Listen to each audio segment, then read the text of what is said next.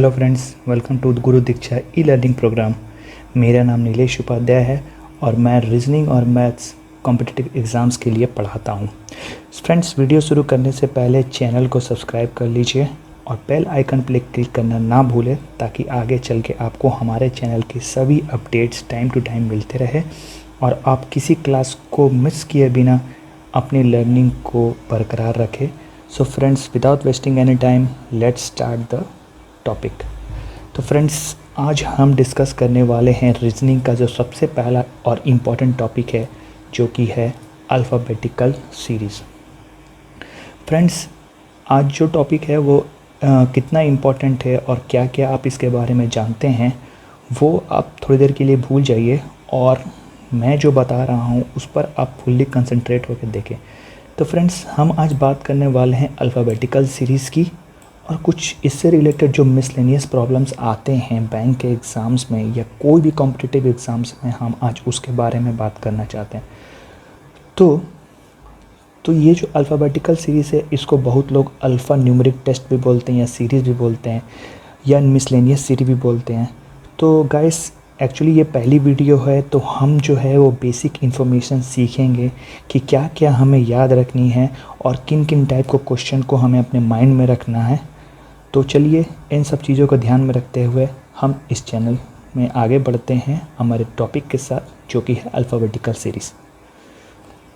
तो फ्रेंड्स, अगर आपसे हम डे टू डे लाइफ में पूछें कि आप चीज़ों को किस तरह से रिप्रेजेंट करते हैं, तो बेसिकली हम चीज़ों को तीन तरह से रिप्रेजेंट करते हैं। एक, बाय वर्ड से उसको रिप्रेजेंट करते हैं, या उसको कुछ न्यूमेरिक वैल्यूज़ दे दे तो उससे भी रिप्रेजेंट करते हैं, या कोई सिंबल से रिप्रेजेंट करते हैं। फ्रेंड्स, इन तीन के अलावा कोई चौथा मेथड नहीं है जिसके थ्रू हम चीज़ों को रिप्रेजेंट कर सकें। तो इस अल्फ़ाबेटिकल सीरीज़ में जो क्वेश्चंस आते हैं वो इन्हीं तीन से रिलेटेड क्वेश्चन आते हैं, जिसको हम ध्यान में रखकर उसके प्रॉब्लम्स को सॉल्व करते हैं। या तो वो वर्ड से जुड़े हैं, या कोई उनके न्यूमेरिक वैल्यू से जुड़े हुए हैं, या उनको कोड करके सिंबल के थ्रू में दिए गए हैं।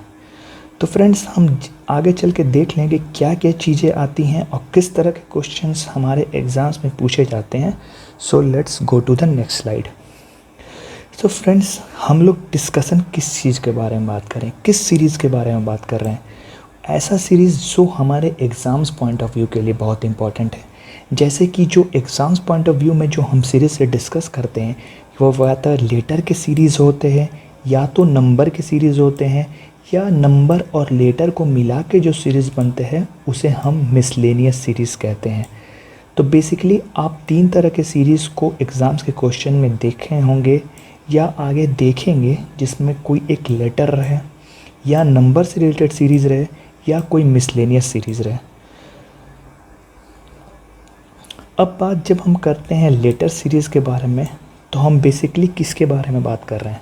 हम बेसिकली बात कर रहे हैं इंग्लिश अल्फ़ाबेट के बारे में, या उसके पोजीशंस क्या क्या हैं और उनकी जो पोजीशन है उसके अपोजिट जो नंबर है या जो अल्फ़ाबेट है उनकी पोजीशन क्या क्या है। तो लेटर्स में बेसिकली हम ये तीन तरह का टॉपिक डिस्कस करेंगे, जिसमें बेसिकली जो पहला टॉपिक है वो हमारा इंग्लिश अल्फ़ाबेट होगा। फिर उस इंग्लिश अल्फ़ाबेट की पोजीशंस क्या क्या हैं और उस इंग्लिश अल्फ़ाबेट के जो अपोजिट वाले अल्फ़ाबेट आते हैं नंबर के अनुसार, उनकी पोजीशन वैल्यूज़ कितनी हैं। अगर हम ये तीन चीज़ अच्छे से जान लें तो हमारे जो क्वेश्चंस में अगर इन तीनों से रिलेटेड किसी भी तरह का क्वेश्चन हमसे पूछा जाए तो हम उसका जवाब बहुत अच्छे तरीक़ा से देख लेंगे। तो फ्रेंड्स, आइए चलते हैं अगले स्लाइड में और देखते हैं कि तो फ्रेंड्स, अब आती है बात अल्फ़ाबेट्स की। तो फ्रेंड्स, आप सभी लोग जानते हैं और यहाँ तक कि हम बचपन से पढ़ते आ रहे हैं कि अल्फ़ाबेट्स क्या होते हैं। एक छोटे से बच्चे को जब पढ़ाया जाता है तो उससे हम लोग जो शुरू करते हैं, वो पहला जो हम लोग पढ़ाई शुरू करते हैं उसकी शुरू यहीं से होती है, जिसमें हम अल्फ़ाबेट्स पढ़ते हैं। तो फ्रेंड्स, जहाँ तक हम जानते हैं और बोलचाल की भाषा में ये पूछा जाता है कि अल्फ़ाबेट्स होते कितने हैं, तो फ्रेंड्स, ये सुनने के बाद आपके मन में आ गया होगा या आपके मन में ये आंसर ऑटोमेटिक आ गया होगा कि अल्फ़ाबेट 26 होते हैं। अगर फ्रेंड्स आपका भी आंसर 26 है तो मैं आपकी जानकारी के लिए बता दूं कि ये टोटली रॉन्ग है। क्यों? क्योंकि देखिए, हम लोग जो स्कूल की किताबें में पढ़े हैं वो हम अल्फ़ाबेट्स के बारे में नहीं पढ़े हैं, वो हम लेटर के बारे में पढ़े हैं। यानी किताबी भाषा के थ्रू जाया जाए तो उसमें साफ साफ लिखा हुआ है there are 26 letters in a alphabet. यानी अगर इंग्लिश में जाएं तो अल्फ़ाबेट सिर्फ एक होते हैं और उसके अंदर जो लेटर्स होते हैं वो 26 होते हैं। तो जब भी कोई आपसे पूछे कि how many alphabets are there, तो आप कभी भी आंसर 26 नहीं देंगे। आप बोलेंगे there is only one alphabet and an alphabet is having 26 letter. Friends, इसको अगर हम हिंदी में जाएं तो हिंदी में इसे वर्णमाला कहते हैं। वर्णमाला मतलब को वर्णों का जो कलेक्शन है जिसको एक माला में हम गुत्थी करके रखते हैं उसको हम वर्णमाला कहते हैं। और सेम वे में हम इंग्लिश में जब बात करें तो अल्फ़ाबेट्स में 26 लेटर होते हैं और इस 26 के जो लेटर का कलेक्शन है वो इंग्लिश अल्फ़ाबेट बनाता है। तो फ्रेंड्स, अब क्या है कि ये अल्फ़ाबेट्स तो हमें याद हैं, लेकिन क्योंकि हम बचपन से ही नंबर से डील करते आए हैं तो इन अल्फ़ाबेट की पोजीशंस को अगर हम अच्छे से याद कर लें तो हमारे लिए चीज़ें बहुत आसान हो जाती है। क्योंकि हम बचपन से ही घर या परिवार में हमसे कोई भी ये नहीं पूछता है कि W में से अगर E चला जाए तो कितना बचेगा। हमसे लोग पूछते हैं कि 9 में से 5 गया तो कितना बचा, 75 में से 25 गया तो कितना रहेगा। तो हम बेसिकली बचपन से ही नंबर्स में डील करते आए हैं। सो हम अल्फ़ाबेट के क्वेश्चंस को नंबर के थ्रू ही डील करेंगे।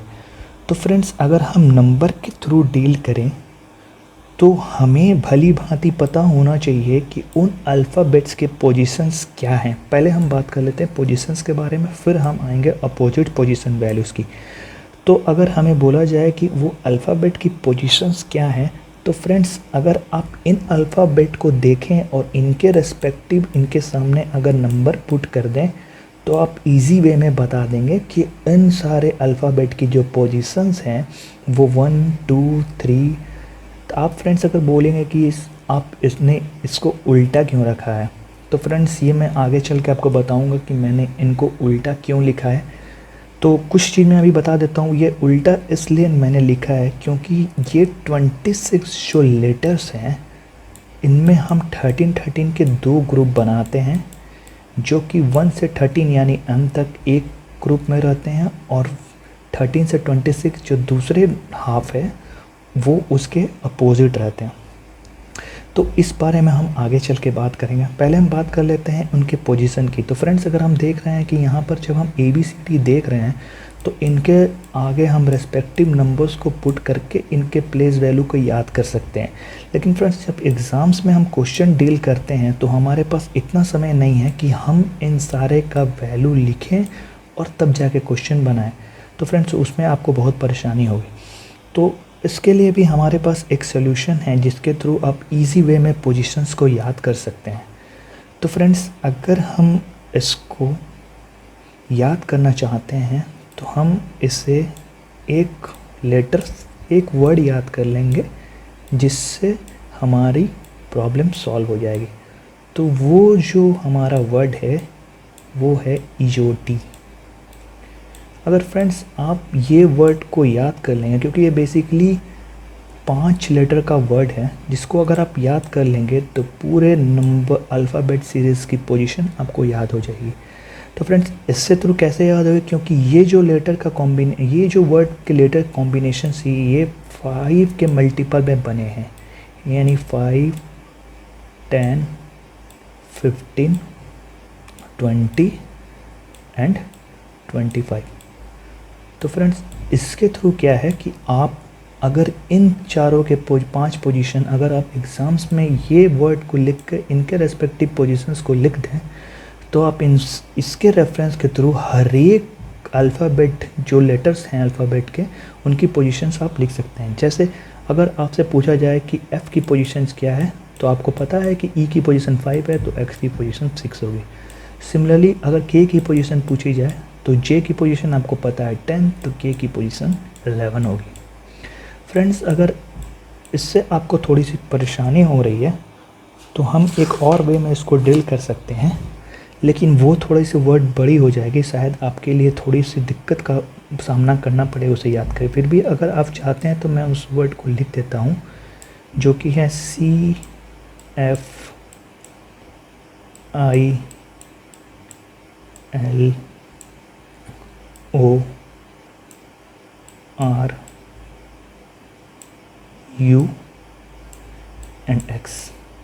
अगर इसे प्रोनाउंस किया जाए तो सिफ्लोरक्स। ये जो वर्ड है, इसके जो लेटर के कॉम्बिनेशन है वो 3 के मल्टीपल में है। 3, 6, 9, 12, 15, 18, 21 एंड 24। तो फ्रेंड्स, अगर आपको इस वर्ड से थोड़ी सी असुविधा हो रही है क्योंकि ये जो नंबर है ये 5 के मल्टीपल में है, तो आप इसको भी रेफरेंस बना के इंडिविजुअल सारे जो अल्फ़ाबेट के लेटर्स हैं उसकी पोजीशंस को आप याद कर लेंगे। तो आई होप गाइस इसे आप अपनी कॉपी में नोट कर लिए होंगे और इसके थ्रू आप सारे जितने भी अल्फ़ाबेट्स में लेटर हैं उसके पोजीशन आप याद कर पाएंगे। तो फ्रेंड्स, इसमें जो नेक्स्ट टॉपिक है वो हमारी जो बात हो रही है अपोजिट पोजीशन वैल्यूज़ की। तो हम आते हैं अपने प्रीवियस स्लाइड्स में।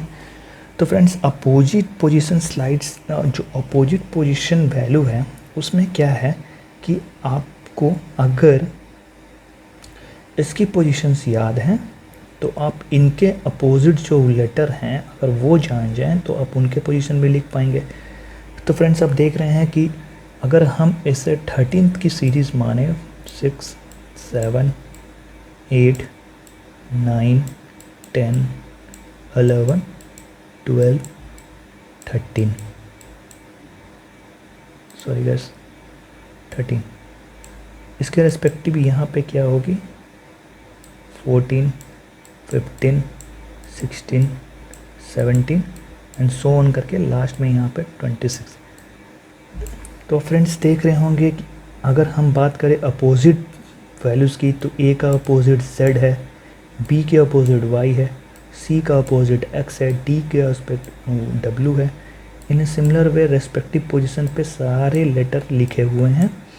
तो फ्रेंड्स, अगर आप इन सारे लेटर्स को अगर इस तरह लिखेंगे तो आपको आसानी होगी कि आप देख के इसके अपोजिट पोजीशन देख पाएँ। लेकिन फ्रेंड्स, एग्ज़ाम्स में आप इतना लिखेंगे फिर इसके अपोजिट वैल्यू को देखेंगे फिर उसकी नंबरिंग निकालेंगे तो ये काफ़ी हेक्टिक हो जाएगा और काफ़ी लेंदी हो जाएगा। तो इसके लिए क्या है कि हमें हर चीज़ की अपोजिट वैल्यू याद होनी चाहिए। तो ये इस थ्रू से याद करना तो काफ़ी मुश्किल हो जाएगा। तो फ्रेंड्स, इस काम को भी मैं आसान कर देता हूँ और आपके लिए कुछ शॉर्टकट लिख देता हूँ जिसके थ्रू आप इसे याद कर लेंगे। तो पहले जो आ रही है शॉर्टकट वो है A और Z। A का अपोजिट अगर Z है तो इसके लिए हम शॉर्टकट क्या लिख सकते हैं AG। तो फ्रेंड्स, आपने देखा होगा कि अगर कोई वाइफ अपने हस्बैंड को बुलाती है तो वो ये वर्ड का प्रयोग करती है AG। AG सुनते हैं। तो आप इससे क्या कर सकते हैं कि इस A का अपोजिट Z है, इस वर्ड को अगर आप याद कर लें AG तो आपको इसकी अपोजिट वर्ड याद हो जाएगी। सिमिलरली अगर हम दूसरे शॉर्ट ट्रिक की बात करें तो वो है B अपोजिट इज़ Y। तो सर, तो देखेंगे कि इस वाले अपोजिट की अगर पोजीशन याद करनी है तो हमारे पास शॉर्टकट है जो कि हमेशा बोलचाल की भाषा में यूज़ करते हैं या टाइपिंग में यूज़ करते हैं, वो वर्ड है बाय। अगर आप बाय याद करके रखें हैं या किसी को अलविदा कहते हैं, जो बाय इंग्लिश शब्द इस्तेमाल करते हैं वो है हमारा BY। सिमिलरली अगर हम C और X की बात करें तो वो है C और X, जिसको कहते हैं 6।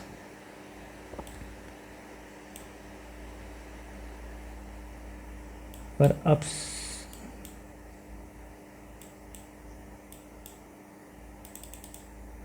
तो 6 वर्ड अगर आप इस्तेमाल किए हैं तो इससे आप C का उल्टा अगर आप X बोल पाएंगे।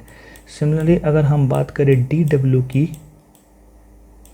तो DW, इसके लिए आप इस्तेमाल कर सकते हैं ड्यू। ड्यू होता है जो माउंटेन ड्यू आप पीते हैं, वो होता है D और W। सिमिलरली अगर 5th पॉइंट की बात करें, जो कि होता है DW से आप बात करें, एक वर्ड आप इस्तेमाल कर लीजिए, U का उल्टा होता है F, इसको आप लिख सकते हैं उफ़। उफ़ जो है वो हम वर्ड इस्तेमाल करते हैं बोलचाल की भाषा में, जिसका होता है उफ़ कितनी गर्मी है। सिमिलरली एक वर्ड जो है आप याद कर सकते हैं, वो है SHIRT, शर्ट, जो आपको पता है जिसका मतलब होता है कुर्ता, और इसके साथ पे आप जी लगा दें, शर्ट जी। तो S का अपोजिट H होता है, I का अपोजिट R होता है, और T का अपोजिट Z होता है। इससे आप इसका अपोजिट जो पोजीशंस होती हैं वो याद कर लेंगे।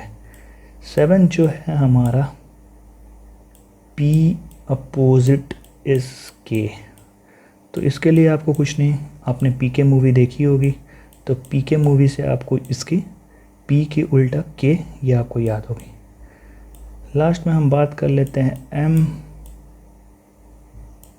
M opposite is N। इसको हम एक वर्ड से इस्तेमाल कर लेंगे जिसका नाम है मन मूवी आपने देखी होगी, जो कि बहुत ही फेमस मूवी है, तो उससे आप इसका अपोजिट याद कर लेंगे। 9th हम बात कर लेते हैं लव तो सब जानते हैं और सब लोग करते भी हैं, तो इस वर्ड से हम याद देख लेंगे कि L का अपोजिट O होता है और V का अपोजिट E होता है। तो फ्रेंड्स इसमें हम देखेंगे कि सारे जो अल्फ़ाबेट हैं, उस अल्फ़ाबेट के लेटर हैं, उसके अपोजिट जितने भी वर्ड हैं वो हम इस शॉर्ट ट्रिक के थ्रू याद कर सकते हैं। तो फ्रेंड्स अगर आप देख रहे होंगे तो इसका स्क्रीनशॉट ले लीजिए या इसे सेव कर लीजिए या अपने कॉपी पे नोट कर लीजिए ताकि आपको ईजी हो।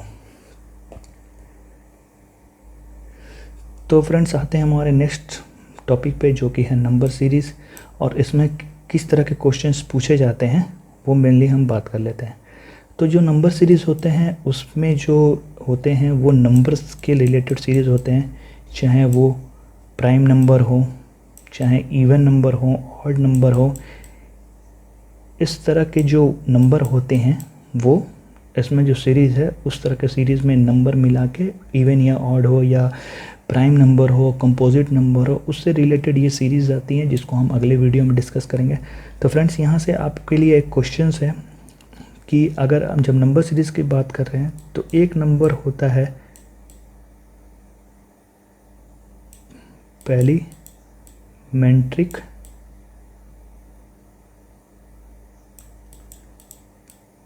नंबर।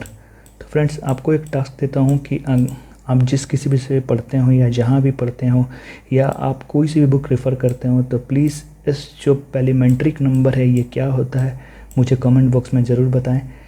इसकी स्पेलिंग है PALIMENTRIC। जो पैलिमेट्रिक नंबर है वो होती क्या है, आप खोजें, किसी का भी सहारा ले सकते हैं, चाहे गूगल या इंटरनेट, और मुझे कमेंट बॉक्स में बताएं कि ये पैलिमेट्रिक नंबर होती क्या है।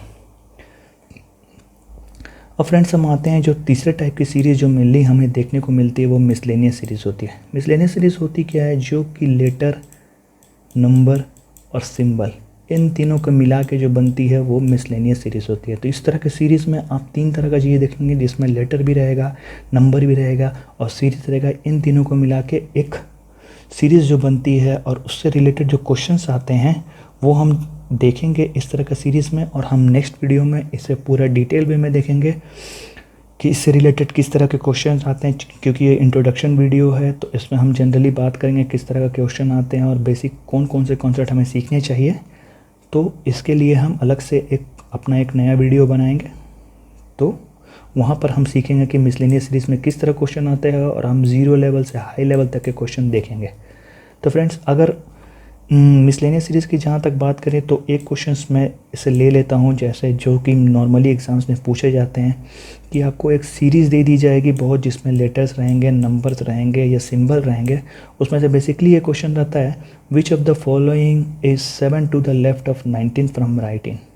तो फ्रेंड्स आप इतने बड़े क्वेश्चंस को बार बार पढ़ेंगे नहीं, आपको पढ़ना नहीं है, आपको सिंपली एक लाइन में से लिखना है 7L ऑफ 19R।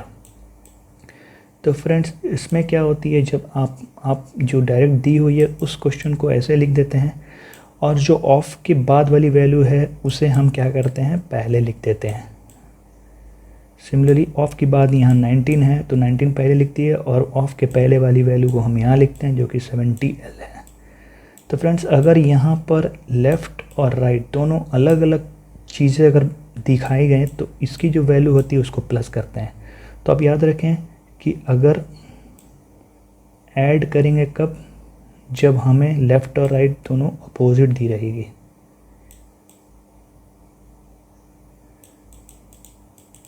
और सब्ट्रैक्ट कब करेंगे, माइनस कब लेंगे, जब सेम रहेगी।